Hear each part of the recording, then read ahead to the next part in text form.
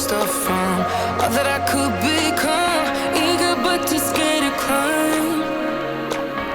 Wanted to please my friends, but it felt like the end of myself. I was shut down and all drained out. I was lost, so I had to change. Yet I shook off all the bad vibes, cut me loose from the pettiness. They turned on me, but now I am perfectly free to be me. This is who I am. This is who I am now.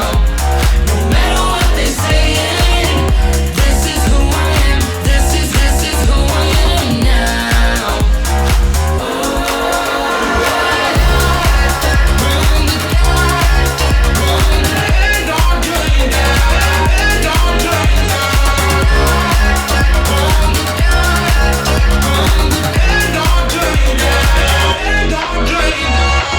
They think that I have lost my mind, that I'm not being true, but they don't